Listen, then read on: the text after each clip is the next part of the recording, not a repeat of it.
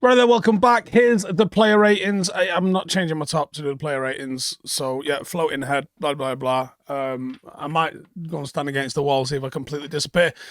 It is what it is. We won.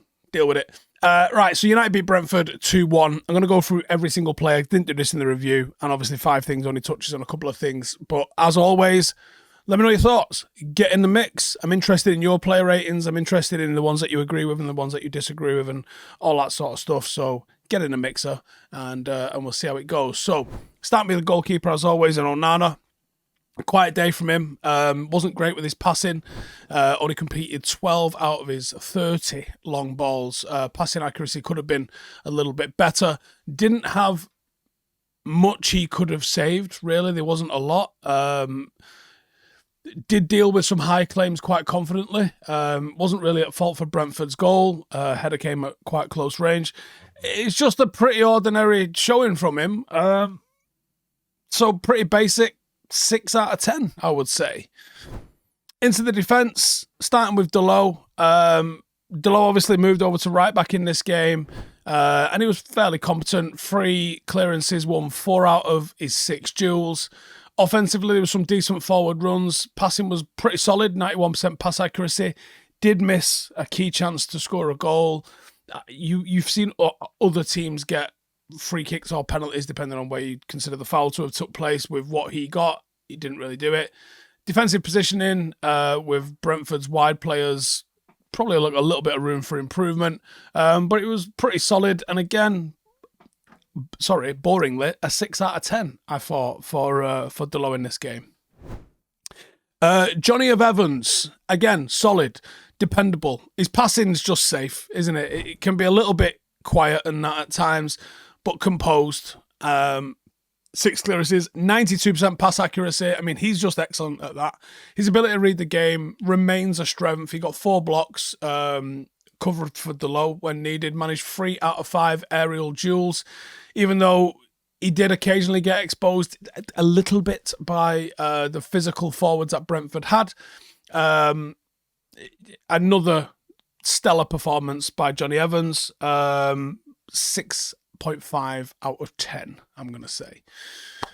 De Ligt returned to the heart of defence, and it was a commanding performance, I thought. 9 clearances, 3 tackles, contributed heavily to United's defensive solidity, particularly in the second half, I thought, by organising the backline real nice. His passing was real good, 95% pass completion. He also helped with the aerial challenges where he won 4 out of 4 of his duels. I think he's been class and not quite given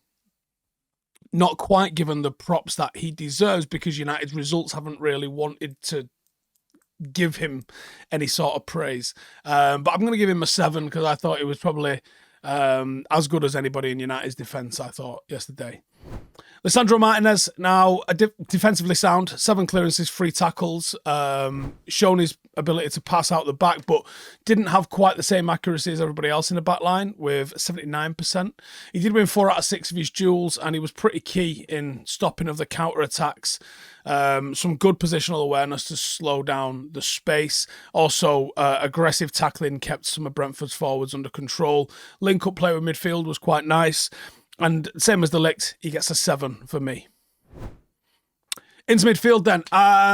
8 out of 10 for Casemiro, because I thought he was immense. He broke up play with 5 tackles. He won 11 out of 16 duels.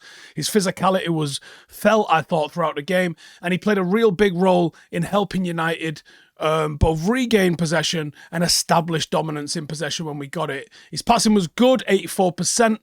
He did attempt 5 long balls, 3 of those he got. But leadership, positioning, tempo, desire, stabilising performance in midfield from Casemiro.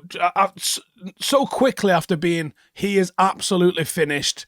That was a real good performance against a very lively midfield where you could have been overrun, particularly when you've got Bruno being so high up the pitch, although he actually wasn't. And then Christian Eriksen, who physicality and him are not in the same sentence, are they? But yeah, I'm going to say 8 out of 10 for Casemiro. Really good performance from him. Bruno Fernandes. So he was He was good, Bruno. 7.5 out of 10. Not quite as good as Casemiro, I don't think. Lovely little back heel assist for Rasmus Højlund's winning goal. 86% pass completion. 56 passes, 2 key passes. Defensively, he worked hard as well. He got 4 tackles in and he won 5 out of 8 of his duels.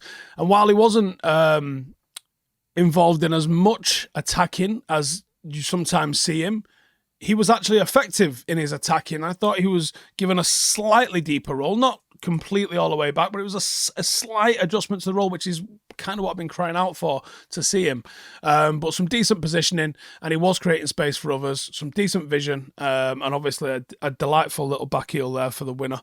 So 7.5 out of 10, I thought, for Bruno Fernandes. Christian Eriksen. He's getting an 8, right? So Christian Eriksen, I thought, again, controlled the tempo. 95% pass completion, 42 out of 44. His ability to pick out a long-range pass, actually, that's the only 2 that he dropped. He had 9 attempted and completed 7 of them. Otherwise, you're looking at 100% pass completion from a midfielder, which is an absolute piss take. And the fact that he only dropped 2 and they were long balls really helped United stretch Brentford's defence. Him getting on the turn, Scholes-esque almost, and finding people in behind the defence, especially Garnacho, finding him in behind the defence, was fantastic. He brought a real creative presence and a real calmness, and he was absolutely crucial in breaking down Brentford's defence, especially in the second half. So I'm loving the vein of form that Christian Eriksen is in at the moment. He's getting an 8. Deal with it. Forward line. Let's start with Garnacho, right? And he's getting an 8.5, and I think it's probably man of the match. No, he is man of the match. So 8.5 for Garnacho. I thought it was United's most dangerous outlet. He got the equaliser with a really well-taken volley. He completed 5 dribbles. He was a constant threat down that left-hand side. 50 touches, 2 key passes, which is what we've been asking for him. Stop just shooting at every opportunity, which he kind of still did a little bit. But he did create for others as well. So I'm happy with that. He made 4 clearances. He also won 5 of his duels.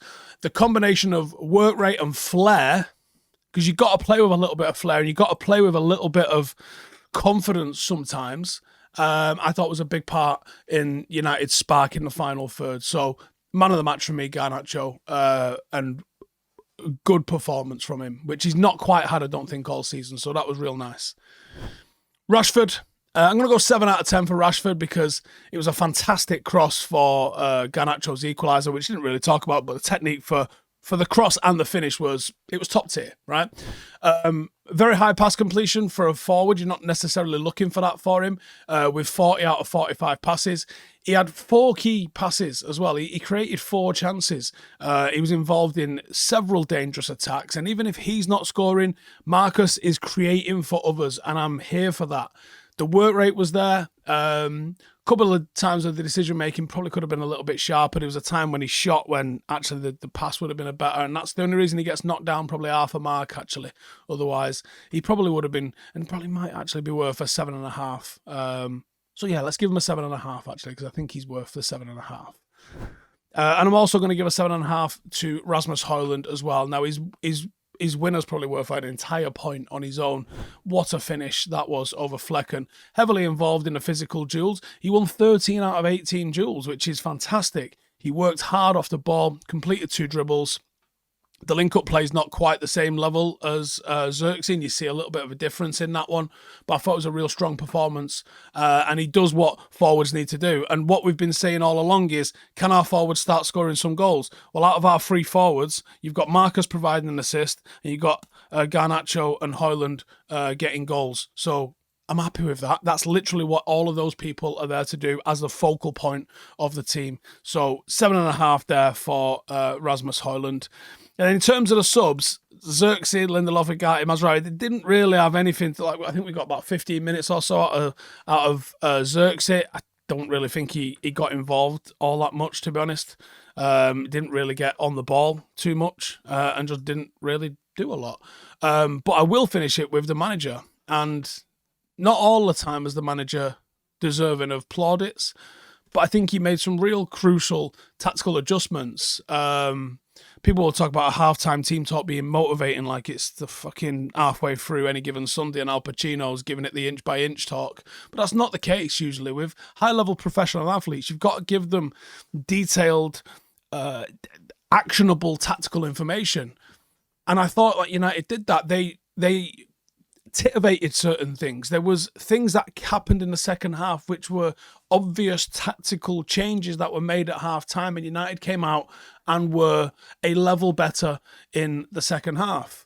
We saw Fernandes and Eriksen pulling strings. We saw a pattern to our press. We saw a real flair in the final third, and that was nice. Now, defensively, yeah, there's a set-piece vulnerability, which is an absolute concern, but as we shown in the match preview, Brentford are just really good at set-pieces. You've got to deal with that. But overall, the response for the team, particularly after going a goal down, and then the changes made at half-time to go in at half-time losing with the amount of pressure that's on you, and come out in the second half, make a bold tactical change, and then see what's going on. Now, the only thing that I could criticise for him here is, are we seeing enough of the likes of Harry Hamas, for example? We saw Lindelof come on, we saw Mazraoui with whatever's going on there. Could we not have saw 5 minutes of Harry Hamas? Was he really that bad on pre-season tour? Because the player that I saw on pre-season tour looked bang up for it, at least for cover. So I would love an explanation. I'm not going to get one, but I would love an explanation in terms of that. But either way, that's my opinion on the player ratings. Garnacho, man of the match. Congratulations to him. Well done, Manchester United, for not fucking my weekend and getting 3 points on the board. All eyes on Turkey and Jose Mourinho. Let me know your thoughts in the comments. Hit subscribe if you're new, and I will see you in the next one. Laters.